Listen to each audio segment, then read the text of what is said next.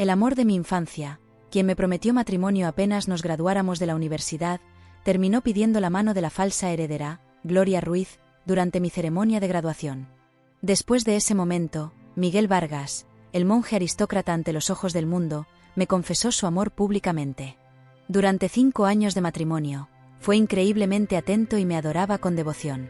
Hasta que, por casualidad, escuché una conversación suya con un amigo. Miguel, Gloria ya es famosa.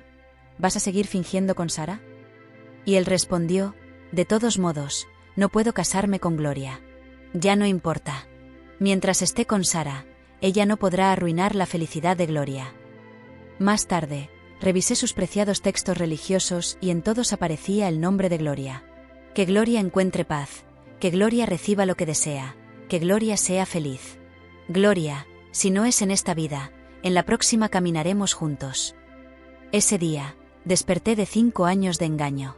Preparé una identidad falsa y planeé desaparecer en el mar. Ya había revisado todos los detalles del falso accidente. En apenas 2 días, por fin podría irme para siempre, como ellos deseaban.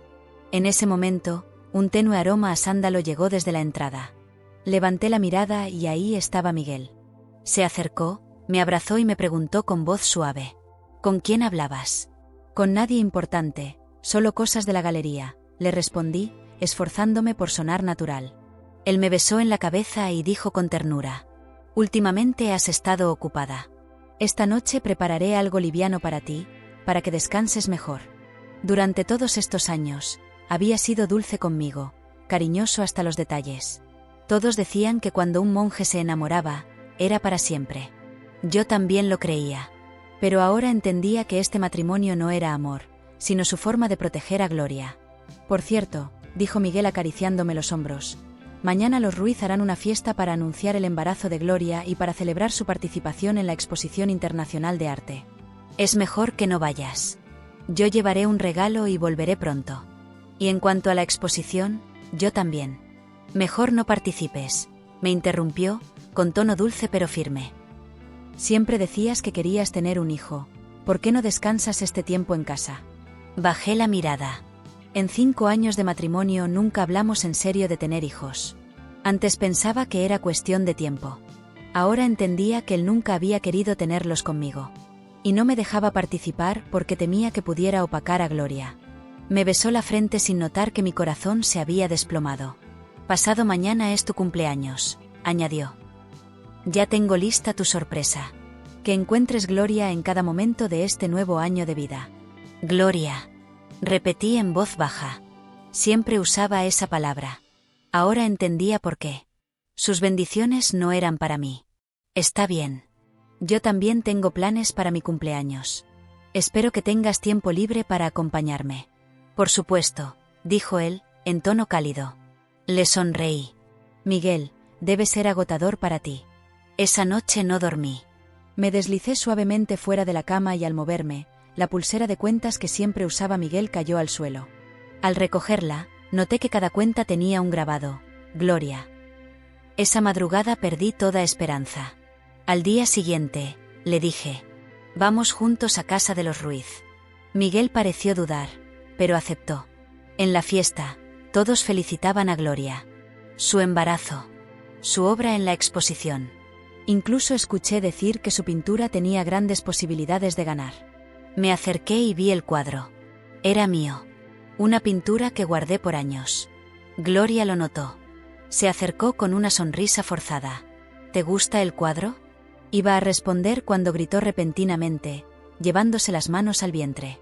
Fingió una caída y todos pensaron que yo la había empujado. Gloria, escuché entre el tumulto. Era Miguel. Corrió hacia ella. Su rostro lo delataba. Gloria perdió a su bebé. No deberías haberla tocado, me dijo, con voz suave pero firme. Justo entonces anunciaron que el cuadro había sido seleccionado para la final. Vi su alegría, una expresión que nunca vi dedicada a mí. Le pregunté, ¿por qué el cuadro de Gloria es igual al mío? Debe ser una coincidencia, respondió. Mentía. El cuadro era mío. La caligrafía era suya. Todo encajaba. Le sonreí. Vamos en yate esta noche. Vemos el amanecer. Aceptó. En el coche, hablaba de planes, de cumpleaños, incluso de hijos. Pero su teléfono sonó. Se notó incómodo. Ve tú primero, le dije. Dudó. No te preocupes. Te esperaré en el yate. Ya sola, revisé las redes de Gloria. Había subido una foto con la pulsera de Miguel en la muñeca. Lo llamé. Contestó ella. ¿Llamas a estas horas? Él no va a volver. Ya lo perdiste. Colgué. Me giré hacia el capitán del yate. Zarpé. ¿No espera a nadie más? No. Solo iré yo. Navegamos. Me quedé en la proa mirando el mar. Los recuerdos me atravesaban como fragmentos rotos. A las puertas del amanecer, hice una última llamada. El teléfono estaba apagado. Activé la programación automática para publicar mis pruebas. Dejé el celular a un lado. Caminé hasta la popa. Vi el horizonte encenderse de luz. Y salté. Al mismo tiempo, Miguel se apresuraba a salir de casa de Gloria. Tengo que irme. Le prometí ver el amanecer con ella. Miguel, yo también te necesito. No puedo, respondió, alejándose. En ese momento, su asistente lo detuvo. Señor Vargas, su esposa se ha lanzado al mar. ¿Qué dijiste? Miguel sintió como el mundo se detenía en seco. El asistente le sostenía la mirada con nerviosismo, mientras las palabras que acababa de pronunciar seguían resonando en su cabeza como un eco maldito. Su esposa se ha lanzado al mar. Se quedó de pie unos segundos, como si no comprendiera. Repítelo, susurró, con la voz casi apagada. Señor Vargas, nos acaban de llamar del muelle. El yate zarpó solo. La señora Sara saltó al agua esta madrugada. La encontraron flotando a varios metros del barco. La están llevando al hospital más cercano. Miguel no esperó a escuchar más. Corrió hacia el coche. Gloria lo llamó desde la puerta, pero él ni siquiera volteó. El conductor lo siguió con urgencia, y en minutos, el auto atravesaba las calles iluminadas por un amanecer que comenzaba a romper el cielo. Un amanecer que, apenas unas horas antes, se suponía que iban a ver juntos. El hospital olía a desinfectante y a desesperación. Miguel irrumpió en el área de urgencias, exigiendo saber en qué estado se encontraba Sara. Está viva, le dijo la enfermera, con voz firme. Pero inconsciente. Fue un milagro que la hayan encontrado. Estuvo mucho tiempo en el agua fría. Aún no sabemos si hubo daños neurológicos. Miguel sintió que las piernas le temblaban. Quiero verla, dijo. Espere aquí. El médico está con ella. Se dejó caer en la banca de plástico, con los codos sobre las rodillas y el rostro entre las manos. Por primera vez en años, no tenía palabras. Ni para justificarse. Ni para rezar. La imagen de Sara envuelta en mantas térmicas, con los labios azulados y una sonda en el brazo, lo dejó sin aire. Había visto muchas cosas en su vida. Tristeza, pérdidas, renuncias. Pero nunca había temido realmente perderla. No así. No de ese modo tan definitivo. Se sentó a su lado. Le acarició la mano, aún fría. ¿Por qué, Sara? Susurró. ¿Por qué hiciste esto? Las lágrimas que nunca había dejado caer en 5 años comenzaron a humedecerle los ojos. No porque no hubiese sufrido antes, sino porque nunca había sentido que el sufrimiento fuera justo. Hasta ahora. Horas después, el médico le informó que Sara estaba estable, pero que aún no despertaba. Miguel pidió quedarse. No quería irse. No podía. Mientras la observaba dormir, se dio cuenta de que no recordaba la última vez que la había mirado con atención. Había estado tan ocupado fingiendo que no fingía, tan centrado en sostener su máscara de esposo devoto, que no había notado cómo ella comenzaba a quebrarse. Y ahora, ella ya no lo miraba. Ya no pedía explicaciones. Ya no luchaba. En la pantalla de su celular apareció una notificación. Era de redes sociales. El vídeo se había hecho público. Lo abrió. Era Sara.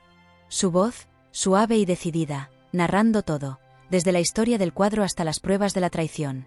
Cada detalle, cada mentira, cada fragmento que había intentado barrer bajo la alfombra estaba ahora ahí, frente a todos. El vídeo ya tenía miles de vistas. Los comentarios eran feroces. ¿Qué clase de monstruo es este tipo? ¿Cómo puede fingir amor por alguien mientras ama a otra? Ella merece justicia, esto es abuso emocional. Miguel bajó lentamente el celular. Lo dejó a un lado.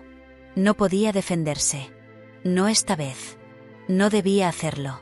Horas más tarde, un agente de policía se presentó en el hospital. Quería hablar con Sara.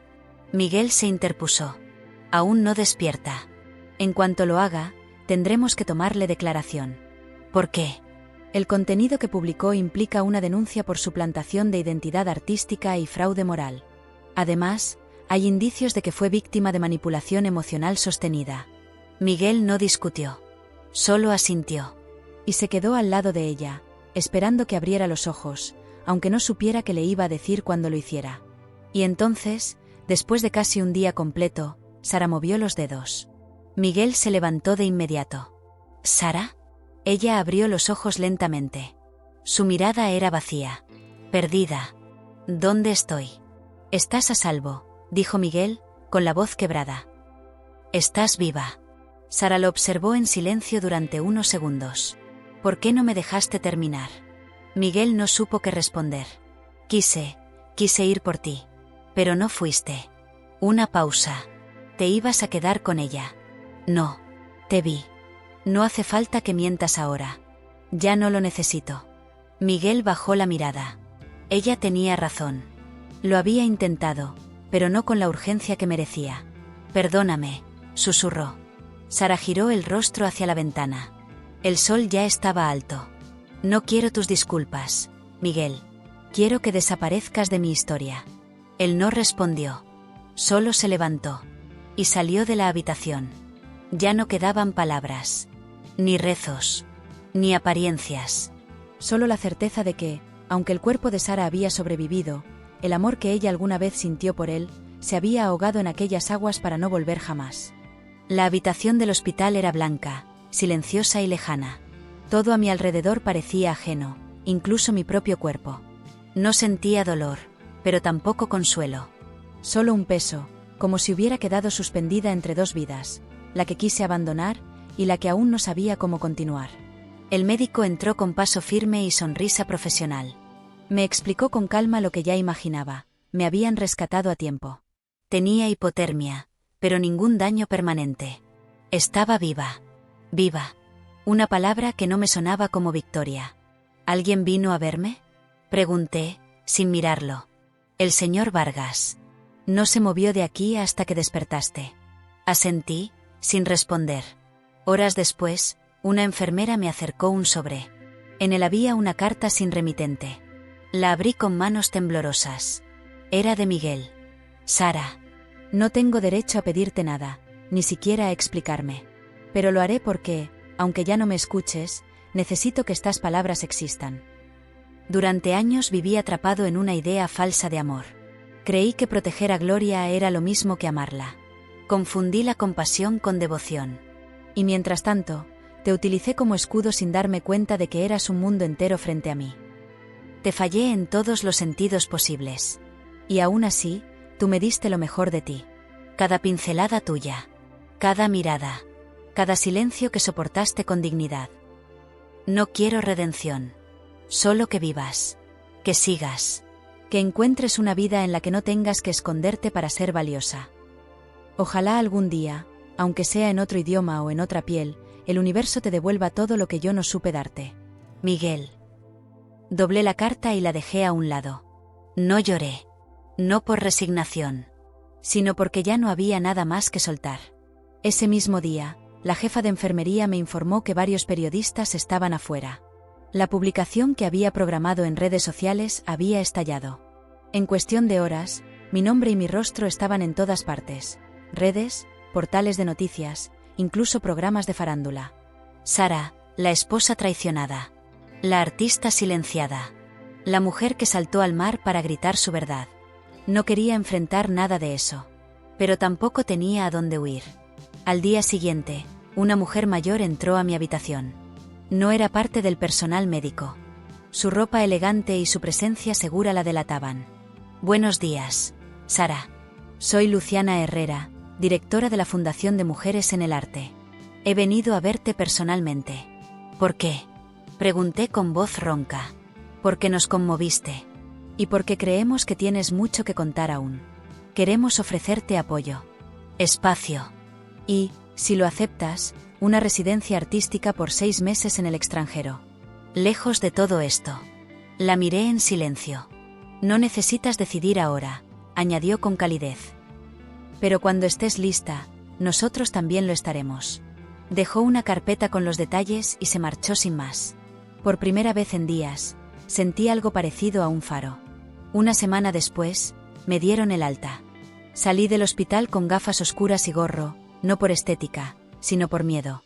Había reporteros esperando, cámaras y preguntas. ¿Le robó el cuadro a Gloria Ruiz? ¿Planeó su desaparición como venganza? ¿Está mentalmente estable? No respondí. Subí al coche que me esperaba y me fui a casa. A mi antigua casa. Vacía. Sin flores. Sin notas. Sin su voz. Me moví por las habitaciones como un fantasma. Cada rincón tenía recuerdos. Tantos que dolía respirarlos. Me detuve frente al estudio de pintura. La puerta estaba cerrada con llave. Con manos temblorosas, la abrí. Todo seguía en su lugar. Mis pinceles. Mis telas. El cuadro original, o al menos su marco vacío. Me acerqué al caballete y por primera vez en años, me senté sin culpa. Tomé un pincel. Lo sumergí en color. El rojo me temblaba en la punta de los dedos. Y lloré. No de tristeza. De alivio. Porque estaba empezando de nuevo. Y esta vez, por mí. Esa noche, en la oscuridad del estudio, abrí la carpeta que me había dejado la señora Herrera. La residencia incluía hospedaje, materiales, acompañamiento terapéutico y exposición internacional. Era una oportunidad real. Una que nunca habría tenido si hubiese seguido siendo la esposa de Miguel Vargas. Pensé en mi padre. En mamá. En mis sueños antes de que el amor me desviara. Pensé en la niña que pintaba con crayones en las paredes de su cuarto y que decía voy a ser artista, aunque nadie lo entienda. Cerré los ojos. Y dije en voz alta. Sí. Acepto. A mí misma. A mi arte. A mi vida. En la pantalla del celular vi una última notificación pendiente. Un mensaje de Gloria. Gracias por desaparecer. Pero cuidado, en este mundo, nadie valora a una víctima por mucho tiempo. No respondí. Solo tomé una foto de mi primer trazo en blanco. Y la publiqué con una frase simple. No soy una víctima.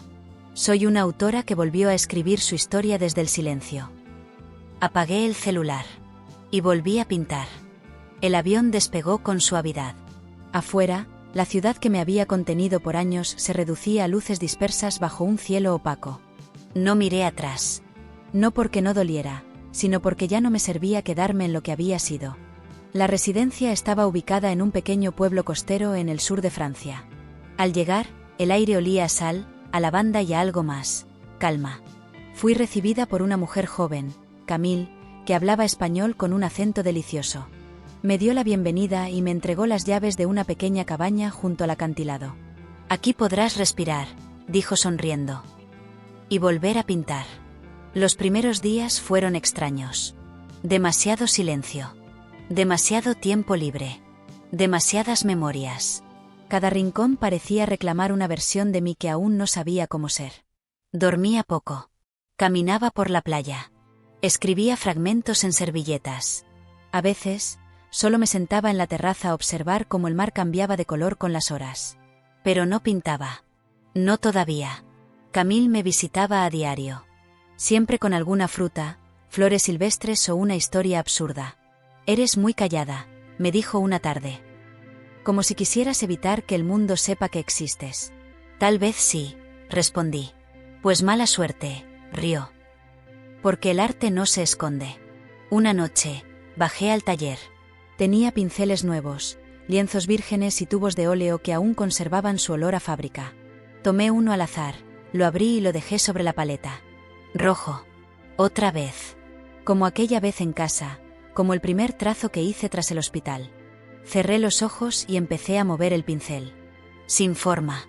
Sin meta. Solo color sobre color. Ira mezclada con tristeza. Silencio con memoria. Y luego, algo se rompió. Y comencé a llorar. Lloré en voz alta. Como si el mar dentro de mí no pudiera contenerse más.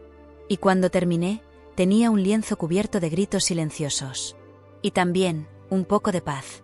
Al día siguiente, Camille lo vio. No entiendo nada, dijo. Pero lo siento todo. Me reí. Por primera vez en mucho tiempo. Y volví a pintar. Pasaron semanas. La noticia que había sido un escándalo en mi país empezó a perder fuerza. Nuevas polémicas, nuevos personajes. La gente se olvida rápido de las tragedias ajenas. A veces agradezco eso. Otras, me indigna. Recibí correos. Algunos de apoyo. Otros ofensivos. Incluso uno firmado por el abogado de los Ruiz. Querían resolver de forma civilizada lo relacionado con el cuadro. No respondí. Que ellos resolvieran su conciencia. Yo ya tenía bastante con la mía. Una noche, durante una cena entre residentes, alguien me preguntó: ¿qué pintas? Respondí sin pensar: cicatrices. Se hizo un silencio. Y luego, una artista japonesa, llamada Naomi, levantó su copa. Las cicatrices también son mapa. No siempre debes borrarlas. Me sentí entendida sin que nadie supiera mi historia. Y esa fue la primera vez que me presenté como Sara, sin apellidos, sin etiquetas. Solo yo. Una tarde encontré en el buzón un sobre sin remitente. Dentro, una postal con una imagen del mar. Al reverso, una sola frase: tu silencio habla más fuerte que mis excusas. Perdón. M. No respondí. No porque odiara a Miguel, sino porque ya no me importaba su arrepentimiento. Yo estaba en otra costa. Otro idioma. Otra vida. Después de 2 meses, uno de mis cuadros fue seleccionado para una exposición colectiva en París.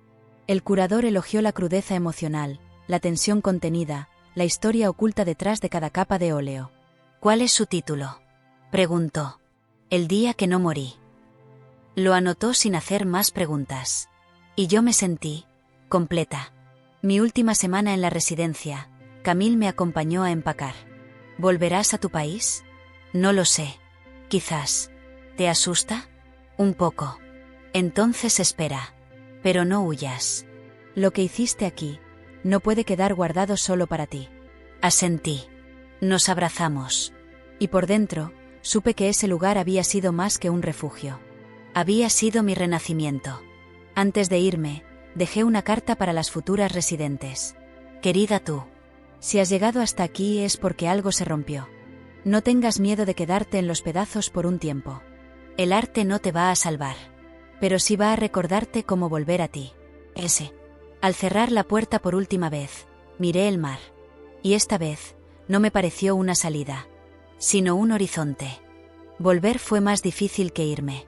La noche anterior al vuelo, dormí poco. Observé la maleta abierta, la ropa cuidadosamente doblada, los pinceles envueltos como reliquias. No era la maleta de una mujer huyendo, sino de alguien que había decidido caminar con sus heridas bien puestas. No anuncié mi regreso. No había ruedas de prensa, ni entrevistas, ni un equipo esperándome. Solo el sonido del avión aterrizando, el aire húmedo y familiar de mi ciudad, y mis pasos, discretos, firmes, cruzando la terminal con un solo objetivo: no esconderme más. El departamento que había dejado atrás estaba intacto. Gracias a una amiga cercana, quien se había encargado de cuidarlo mientras yo estaba fuera, todo estaba limpio y silencioso. Entré con la llave que aún llevaba colgada en una cadena fina al cuello. Encendí las luces. Respiré. Era mío otra vez. Y también lo era la decisión de qué hacer con lo que venía. Durante los primeros días, salí poco. No por miedo, sino por preparación. Necesitaba ubicarme en esta nueva versión de mi entorno. Todo parecía igual, pero era yo la que había cambiado. No tardaron en reconocerme. Una señora en la fila del mercado me susurró con asombro: ¿Es usted? Asentí, sin explicaciones. La señora bajó la mirada y, en voz baja, dijo: Me alegra verla bien. Eso fue todo. Pero me bastó. La prensa aún hablaba de mí, aunque en tono más bajo. Habían surgido nuevas figuras que les resultaban más rentables. Aún así, una reportera joven logró contactarme. Me dejó un correo con una invitación. Queremos que cuente su historia. A su manera. Cuando quiera. Si quiere. No contesté de inmediato. Lo guardé. El primer lugar que visité fue mi antigua galería. Cerrada. El letrero de se vende colgaba torcido en la puerta.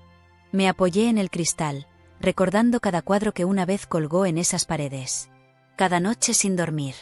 Cada trazo con ilusión.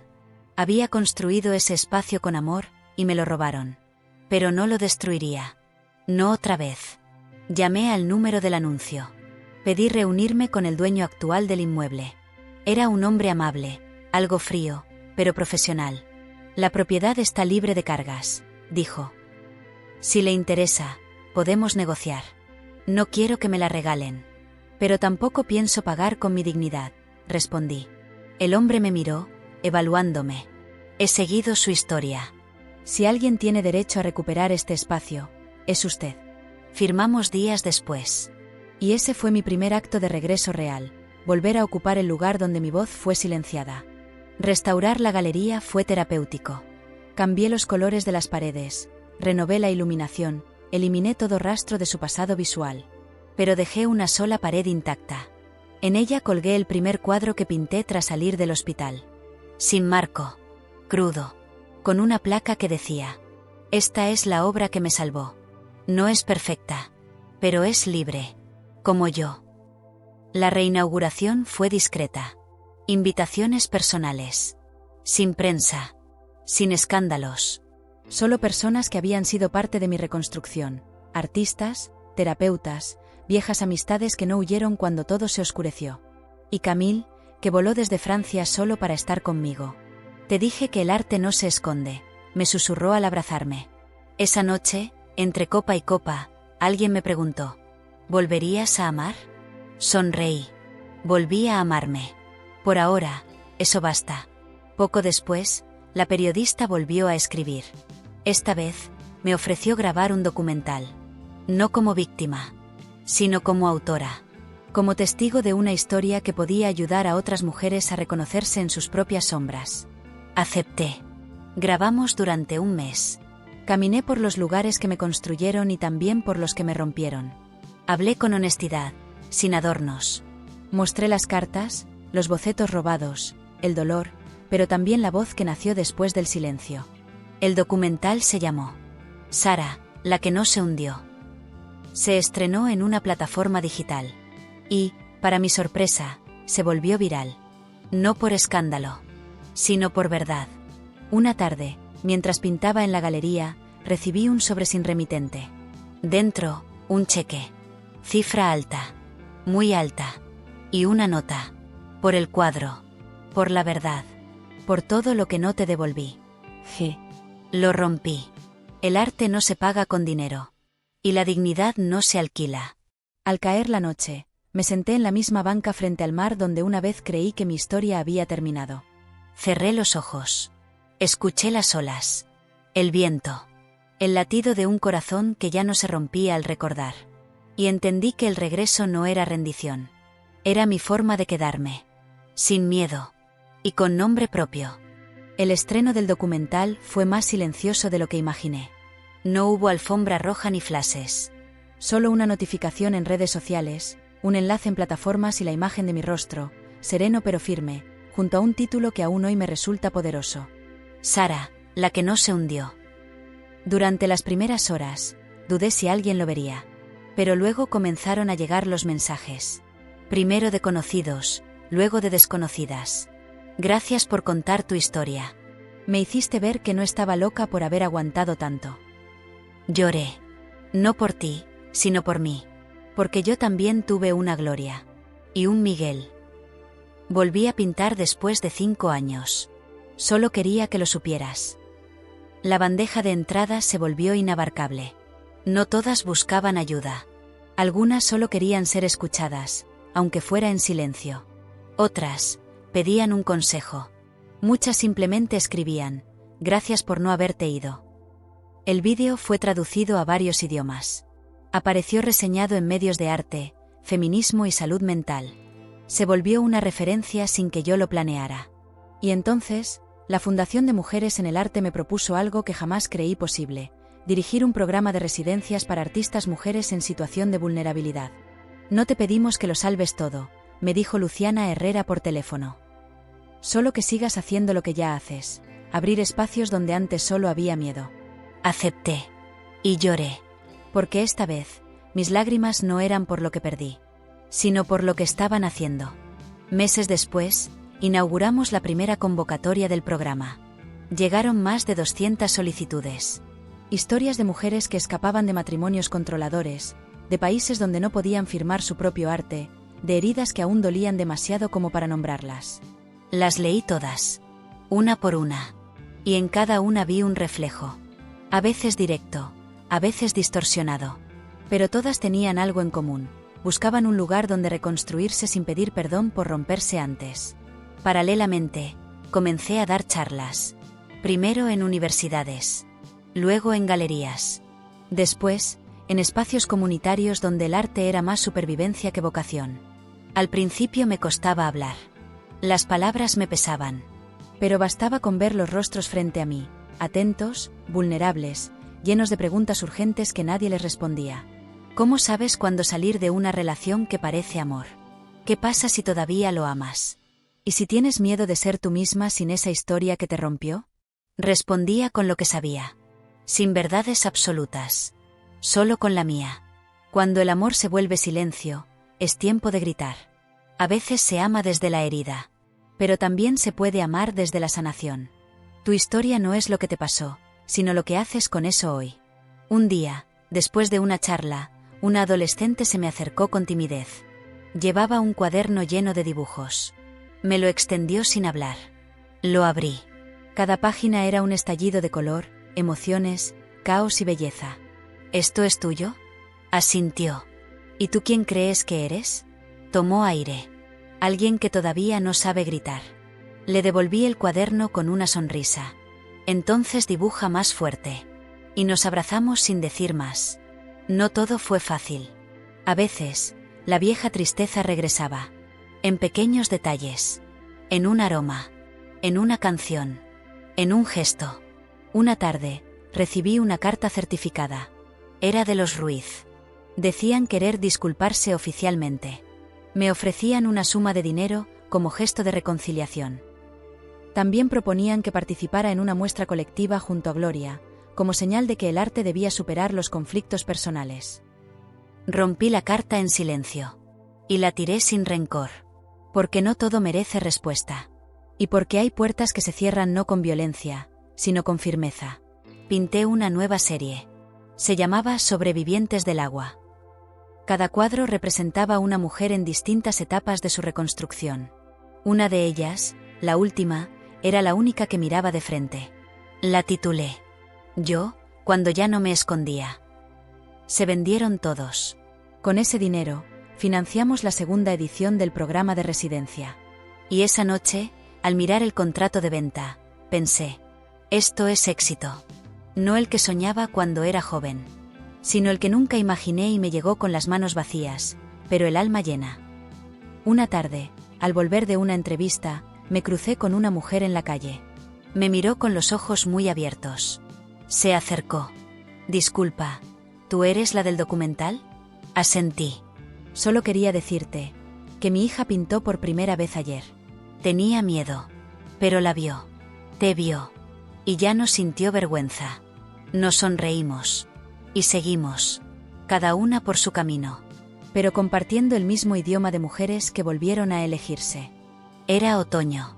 De esos que no anuncian su llegada, pero de pronto transforman los colores de la ciudad. Las hojas crujían bajo mis pasos, y el aire olía a libros, a café, a tiempo. La galería seguía activa.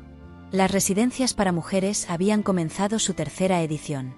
Y el documental aún circulaba, ahora como material educativo en escuelas de arte. Todo parecía en su sitio. Y, sin embargo, algo dentro de mí pedía más. No urgencia. Curiosidad. Una mañana, recibí un correo. Venía de una universidad europea. Me invitaban a dar una ponencia sobre el arte como refugio y resistencia. Revisé la firma, profesor Andrés Dávila. No lo conocía. O al menos, eso creía. Busqué su nombre. Y entonces lo recordé. Habíamos coincidido en una feria internacional hacía casi 8 años. Un saludo breve, una conversación cruzada entre pasillos. Él era joven, talentoso, lleno de preguntas sobre estética y ética. Y al parecer, no se había olvidado de mí. Vi tu documental, escribía en el mensaje. Y recordé aquella vez en la Bienal de Florencia, cuando hablaste de la belleza como acto político. Sería un honor tenerte aquí. Acepté. No por él, sino por mí. El evento se llevó a cabo en una ciudad pequeña, universitaria, con plazas tranquilas y librerías escondidas. La ponencia fue sencilla. Hablé como siempre, desde lo vivido. Al terminar, muchos se acercaron. Estudiantes, colegas, curiosos. Y él. Gracias por venir, dijo, estrechándome la mano. Sigues hablando como si pintaras con palabras. Me reí. No por coquetería. Por reconocimiento. Conversamos largo. Sobre arte. Sobre duelo. Sobre cómo el tiempo no cura todo, pero enseña a acomodarlo. Antes de despedirnos, me preguntó si me quedaba unos días. Le dije que sí. Me ofreció mostrarme un lugar especial.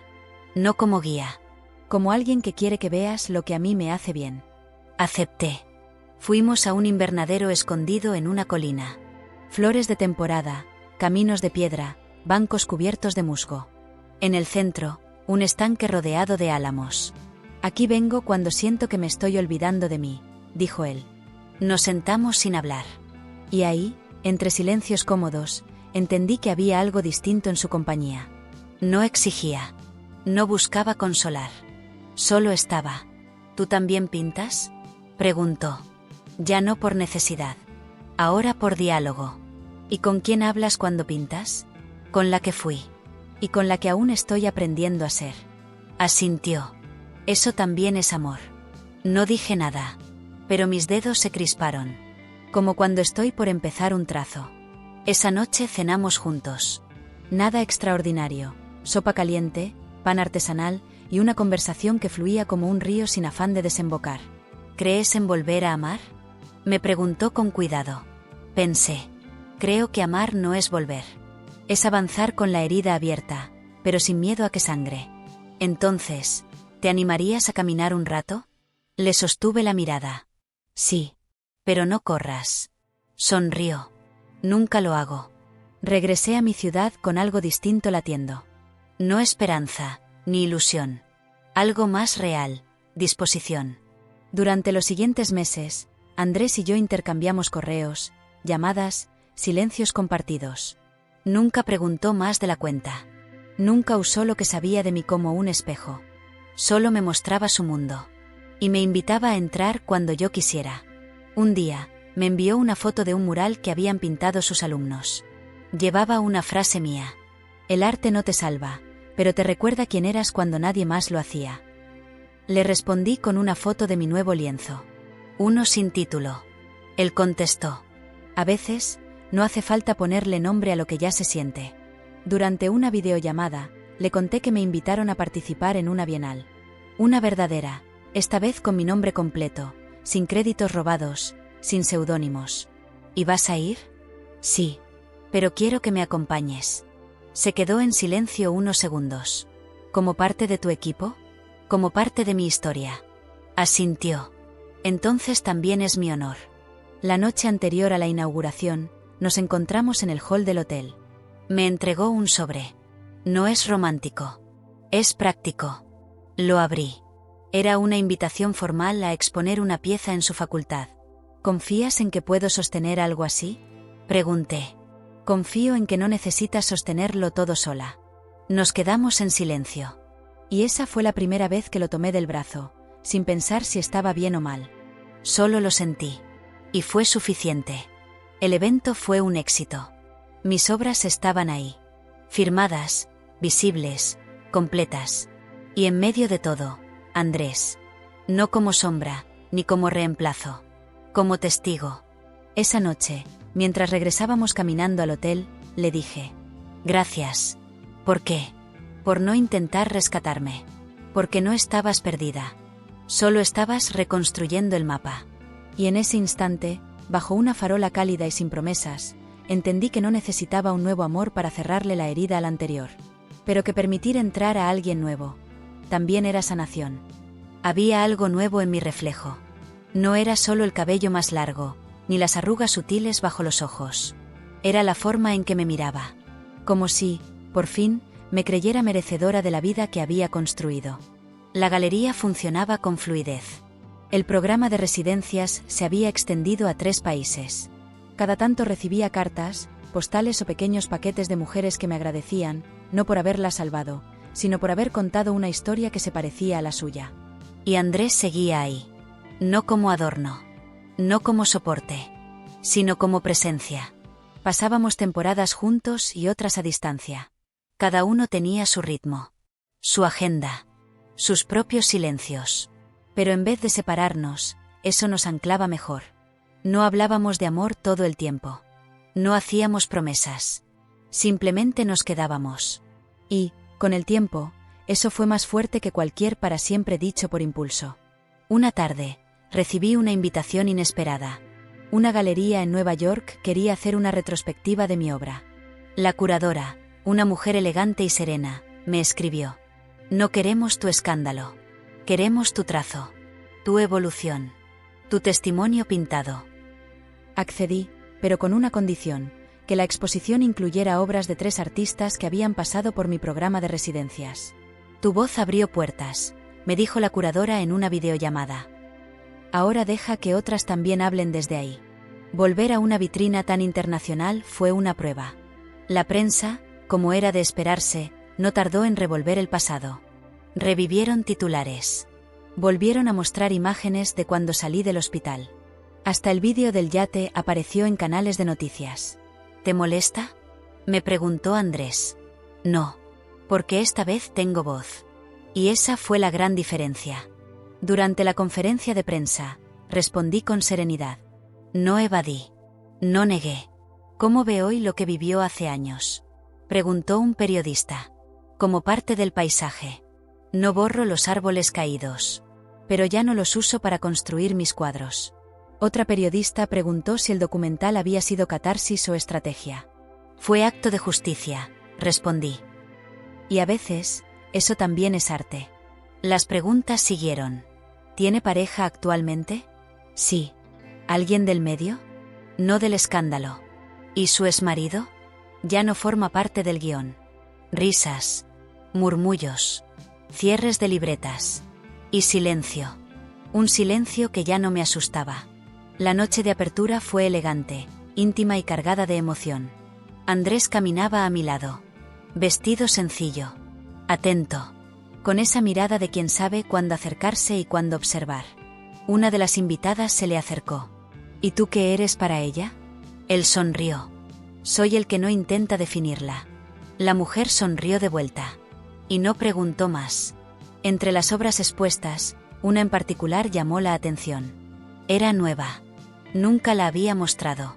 Un lienzo enorme, casi monocromático, salvo por una figura central, una mujer mirando al frente, rodeada de fragmentos de agua, fuego, tierra y cielo. La llamé Sara, en todas sus formas.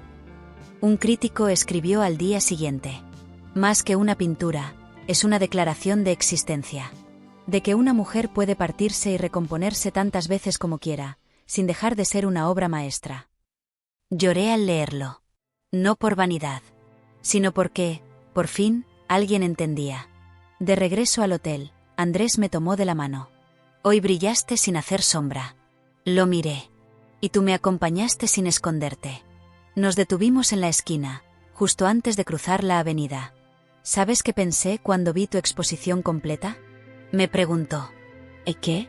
«Que no te amo por lo que superaste. Te amo por lo que elegiste construir después». Lo abracé.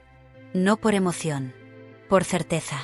Esa noche, mientras Nueva York seguía latiendo al ritmo de su caos, me senté frente a la ventana del hotel y escribí en mi libreta de viaje. No todas las historias necesitan un final para sentirse completas. Algunas solo piden espacio para seguir respirando.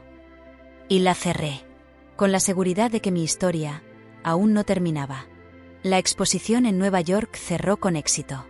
Las críticas fueron generosas, los asistentes numerosos, pero lo más importante para mí fue lo que no se dijo: nadie volvió a llamarme víctima. Ya no era la mujer que saltó al mar. Era Sara Vargas, la artista, la directora de un programa de residencias. La mujer que volvió. Y eso, por sí solo, Valía más que todos los reconocimientos. A mi regreso, retomé la rutina con otra ligereza. No porque el dolor hubiese desaparecido, sino porque ahora tenía lugar para respirar sin él. Pintaba menos, pero escribía más. Daba clases, visitaba proyectos nuevos, cocinaba los domingos, y compartía con Andrés los silencios que solo se construyen entre quienes no necesitan explicarse todo. Una tarde, mientras revisaba correspondencia, encontré un sobreveis con caligrafía manuscrita. No reconocí el remitente. Lo abrí sin prisa. Dentro, una hoja de papel sencilla. Hace un año intentaste irte. Hoy eres más presencia que nunca. No para los demás. Para ti. Esta es tu vida. Y nadie más la narrará. Una mujer que también decidió quedarse. No tenía firma. Pero sí tenía verdad. Ese mismo día, me llegó otra carta. Oficial. Con membrete jurídico. La Fundación Ruiz quería cerrar cualquier tema pendiente mediante un acuerdo definitivo. Un cheque, una disculpa pública, y la solicitud formal de no mencionar a su familia en futuras entrevistas. No me enojé. No me sorprendí. Solo lo leí, con la serenidad de quien ya no tiene cuentas pendientes. Caminé hasta la galería. Tomé la carta. La puse frente a un lienzo blanco. Y pinté encima. No para destruirla. Para convertirla. En algo útil. En arte. Pasó un año desde aquel salto al mar. Lo recordé una madrugada, sola en el balcón, con el cielo aún oscuro y el aire fresco en la cara. Cerré los ojos. No para revivirlo, sino para honrarlo. Pensé en todo lo que vino después. En las mujeres que me escribieron. En los cuadros nacidos del silencio. En Andrés, que me acompañaba sin necesidad de definirme. Y en mí. La de ahora. La que entendía que no era valiente por haber sobrevivido, sino por haberse permitido vivir de nuevo. Esa mañana no hice ningún post conmemorativo. No fui al mar. No hablé de cicatrices. Solo me vestí. Preparé té. Pinté con los dedos como cuando era niña. Y escribí una sola línea en mi cuaderno. Hoy no duele. Hoy soy. La historia no terminó con redención, ni justicia poética, ni venganza. Terminó con elección. Con un sí dicho en voz baja. Con una vida tejida de nuevo, punto por punto, sin prisa. Porque a veces, eso es todo lo que necesitamos. Una historia donde la protagonista no desaparece, sino que, finalmente, decide quedarse. Y eso, aunque nadie lo vea, es una forma perfecta de ganar.